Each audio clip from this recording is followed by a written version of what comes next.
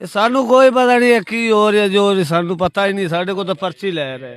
महंगाई अगे ही बड़ी है, कोई इत्थे ये नहीं महंगाई की खड़े, अगे भी बड़ी महंगाई है। चुरस्ता मीर खां उत्थे रॉयल्टी का रेट किन्ना है, या उकाड़ा का किन्ना है, या किसी और शहर च किन्ना है? ਜਿਹੜਾ ਮਹਿਕਮਾ ਹੈ ਨਾ ਉਹ ਸਿਰਫ ਠੇਕਾ ਦਿੰਦਾ ਹੈ ਨਾ ਉਹ ਤੁਸੀਂ ਰਾਬਤਾ ਕੀਤਾ, ਅਗਰ ਜਿਹੜਾ ਚੋਰੀ ਕਰਦਾ ਅਸੀਂ ਉਹਨੂੰ ਪਕੜਨੇ ਆ, ਅਸੀਂ ਠੇਕਾ ਭਰਿਆ ਹੈ, ਉਹਨੂੰ ਪਕੜਨੇ ਆ, ਅਸੀਂ ਉਹਦੇ ਕੋਲ ਪੈਸੇ ਲੈਣੇ ਆ। ਕਿੰਨਾ ਜੁਰਮਾਨਾ ਕਰਦੇ ਹੋ? जुर्माना जो बनता है शेड्यूल के मुताबिक को लभी उनके को। कितना तकरीबन? हुसैन लकी आपकी खिदमत में हाजिर है। नाज़रीन, मैं आज इस वक्त मौजूद हूँ दीपालपुर में।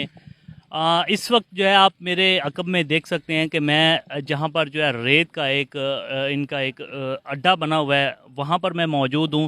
और रेत माफिया जो है वो इस कदर जो है आवाम को लूट रहा है, बहिस हो चुका है कि लोगों की मुश्किलात में भी इजाफा होता जा रहा है। इस महंगाई के दौर में जो रिक्शे का रेट है, मेरे साथ एक शहरी भी मौजूद है। सबसे पहले तो मैं इनसे भी बात करूंगा कि रेत का रेट जो है वो क्या चल रहा है और जो रॉयल्टी जो है वो क्या लेते हैं। अस्सलाम वालेकुम। वालेकुम सलाम। अच्छा, आप मुझे ये बताएं कि रेत का जो रेट है रिक्शे का, वो कितने का दे रहे हैं? आप लेके गए हैं? ये इधर पर्ची 3300 की दे रहे हैं। जो इधर रिक्शे वालों ने लेने हैं ना, उनसे 3300 रुपये वसूल करेंगे और 3300 रुपये मतलब पर्ची का। अच्छा, जो ठेकेदार हजरात है वो 3300 रुपये सिर्फ रिक्शे का लेंगे? जी बिल्कुल, वो रिक्शे का लेंगे। और जो रेत का ट्राला है वो इधर 22,000 रुपये लेंगे रेत के ट्राले का, सिर्फ रेत की पर्ची का। रेते तो रक्षा ला रहे और की कार है। अच्छा, किन्ने पैसे दा रेते दे रक्शे दी पर्ची किन्नी है? 3500 रुपया। 3500 रुपये। हाँ जी। अच्छा, ते ट्राली दी पर्ची किन्नी? जेडी ट्राली दी पर्ची? ट्राली का नहीं पता।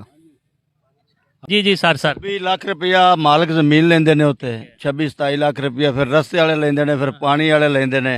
महंगाई अगे ही बड़ी है, कोई इत्थे ये नहीं महंगाई की खड़े, अगे भी बड़ी महंगाई है।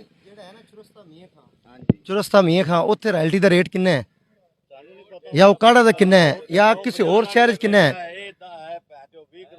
सर ये सूरत वाले है। जी जी जी सर। 50 ਕਰੋੜ ਦਾ ਠੇਕਾ ਹੈ, 50 ਲੱਖ ਦਾ ਠੇਕਾ ਹੈ।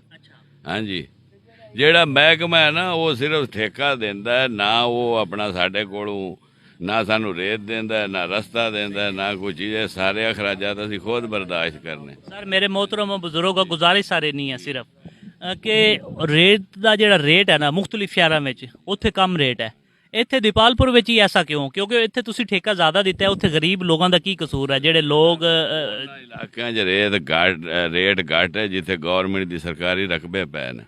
ਇੱਥੇ ਅਸੀਂ ਮੁੱਲ ਲੈਂਦੇ ਹਾਂ 35-35 ਲੱਖ ਦਾ ਕਿੱਲਾ ਲੈਂਦੇ ਹਾਂ ਅਸੀਂ। ਹਾਂਜੀ, ਫਿਰ ਰਸਤੇ ਵਾਲਾ ਜਿੰਦਾ ਮਰਲਾ ਆ ਜਾਂਦਾ ਉਹ ਵੀ 5 ਲੱਖ। ਹੁਣ ਅਸੀਂ ਆ 6 ਲੱਖ ਕਿੱਥੇ ਤੇ ਲੈ ਦੇ। नाज़रीन, अब यहाँ पर सूरत हाल ये है कि इस इलाके में पूरी तहसील भर में ना तो कोई रेत की गाड़ी, रिक्शा, जो ट्रैक्टर ट्राला दीपालपुर में इंटर हो सकता है किसी और बंदे से, और यहाँ पर इनसे ही लेना पड़ेगा। और इनसे लेने का मकसद ये है कि जो इनका रियल्टी रेट होगा वही देना पड़ेगा, उसके अलावा आपको रेत नहीं मिलेगी। अगर आपने घर तमीर करना है तो आपको जो रेट है वो इनके मुताबिक ही देना पड़ेगा। इसके साथ साथ सर सुनो सर, सुनो गुजारिश है सर, चले जाओ ते लग्या जनाब। मेरी गुजारिश है सर, मेरी चले जाओ।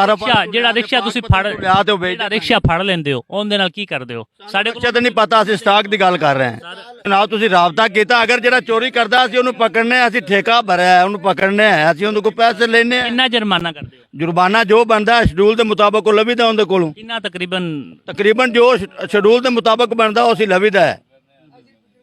जुर्माना नहीं लेंदे जो पर्ची। हुणे कह रहे जे ਅਸੀਂ ਹੁਣੀ ਕਹਿ ਰਹੇ ਹਾਂ ਵੀ ਸ਼ਡਿਊਲ ਦੇ ਮੁਤਾਬਕ ਅਸੀਂ ਪੈਸੇ ਲੈ। ਪੈਸੇ ਲੈਂਦੇ ਹਾਂ ਬਿਲकुल, ਜਿਹੜੀ ਬਾਹਰੋਂ ਪਕੜਨੇ ਆ ਠੀਕ ਹੈ, ਠੇਕੇ ਦੇ ਵਿੱਚ ਉਹਦੇ ਕੋਲ ਲੈਣੇ ਆ।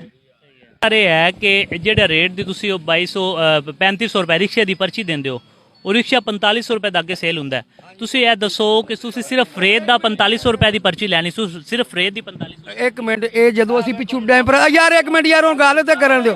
ਉਹ ਯਾਰ ਅਸੀਂ ਪਿੱਛੋਂ ਰੇਤ ਡੈਂਪਰਾਂ ਤੇ ਲੋਡ ਕਰੀਏ तो ਅਸੀਂ नाज़रीन, आपने सुना कि ये यहाँ पर मोहतरम ठेकेदार हजरात मौजूद थे, इनसे भी मेरी बात हुई, आपने सुना? हाँ जी, नुमाइंदा ठेकेदार का नुमाइंदा, जो नुमाइंदगान हमारे साथ मौजूद है, जो रिक्शे फड़ने वाले ये 10-12 लोग बैठे हुए हैं।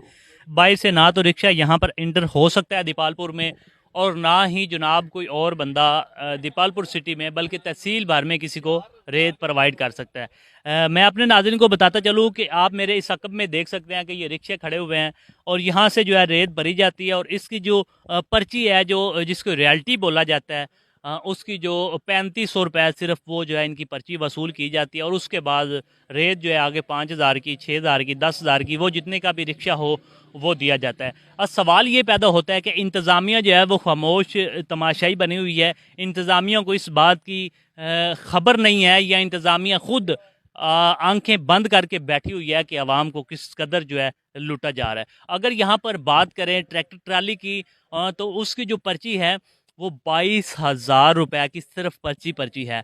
जो यहाँ से ट्राली निकलेगी उसकी 22,000 रुपये इन्होंने वसूल कर लेने और उसके बाद आगे जो है वो जिस मालकीन से या जिस बंदे की रेत जाएगी उससे पैसे वसूल किए जाएंगे, उससे 50 किए जाएं, उससे 40 किए जाएं, उससे 30 किए जाएं। ये एक बड़ा माफिया सरगर्म है यहाँ पर। और इसके साथ साथ बताता चलूँ कि आज तक इसको कोई नहीं पूछ सका।